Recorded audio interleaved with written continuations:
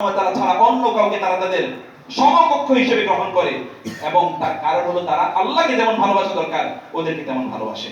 আর শিরকু feel মুহাব্বা, আর শিরকু feel মুহাব্বা, মহব্বত ভালোবাসার মধ্যে শিরক আছে, এবং এটা সাধারণ শিরক না, ঈমান থেকে খারিজ করে দেয় এরকম শিরক।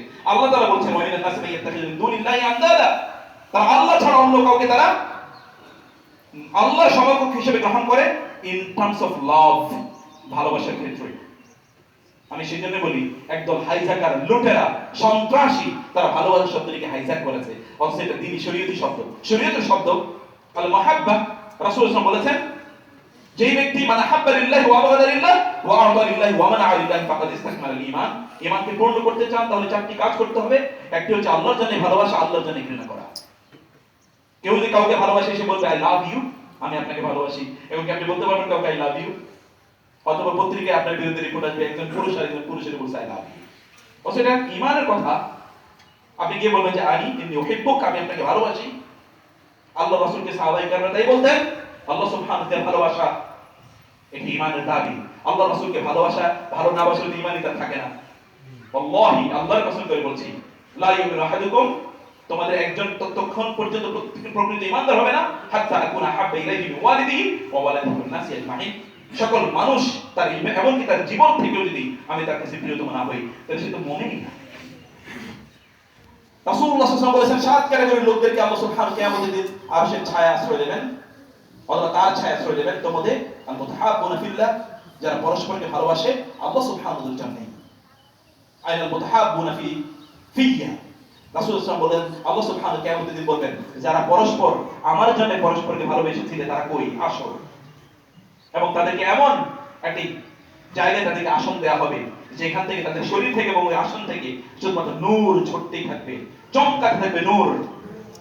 এবং ইয়াকবিদুল মুহাম্বিয়া ওয়া শুহাদা ওয়া সিদ্দিকিন, তাদেরকে দেখে ঈর্ষা করবে পর্যন্ত নবীরা যে এরা এত মর্যাদা কেন পেল। It is because of there love for the believers, কারণ তারা ঈমানি ভালোবাসাকে তারা লালন করত। আর আমরা এখন প্রমোট করছি কি ভালোবাসাকে? হারাম ভালোবাসাকে। এটা তো ভালোবাসা নয়, এটা তো আসলে কি? এরকম বলে আমরা জৈনাচার যদি বলি, আমি এই শব্দ সাধারণত বলি না, এরকম বলি লাম্পট্য, তাহলে এটা লাম্পট্য, এর বাইরে আর কোনো শব্দই নেই। আমি এর চেয়ে যদি খারাপ কোনো শব্দ থাকতো তাহলে সেটা ইউজ করে এখানে প্রপার হতো। আসলে মানুষের শারীরিক জৈবিক চাহিদাকে প্রমোট করে হচ্ছে এটার কাজ, এবং এখানে জাতি ছোঁয়া পুরোটাই হারাম। শুধু নারী পুরুষের মিশ্রণই এখানে নয়, এর চেয়ে আরো অবৈধ ভয়ঙ্কর ধরনের অপরাধ এখানে প্রতি মুহূর্তেই সংঘটিত হচ্ছে। এমন হেনতর অপরাধ নাই যা যেখানে হয় না।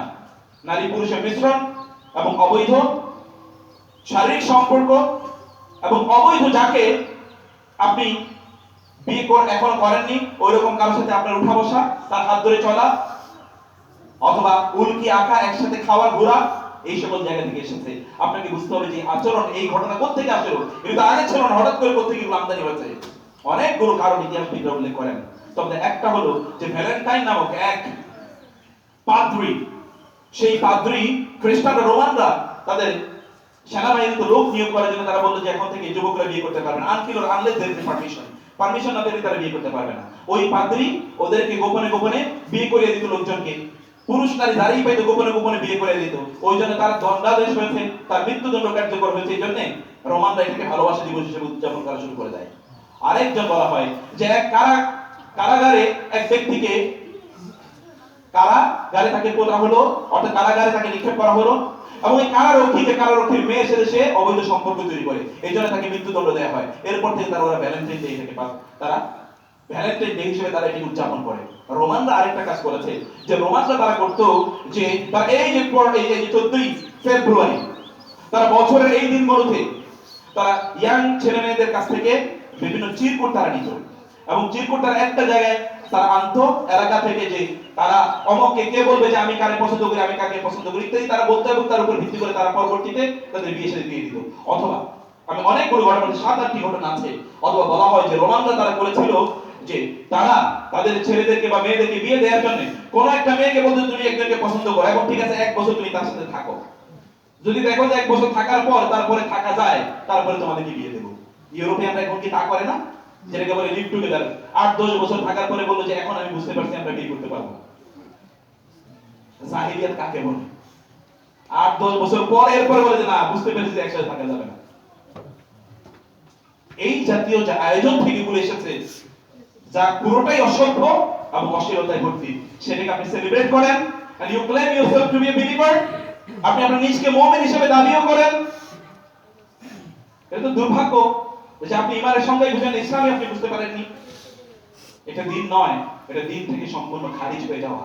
আপনার যদি ঈমান থাকে, ঈমানি চেতনা থাকে, তাহলে এই হারাম ভালোবাসাকে আপনি প্রমোট করবেন না, এই শব্দে আপনি উচ্চারণ করবেন না, যদি আপনার ঈমান থাকে।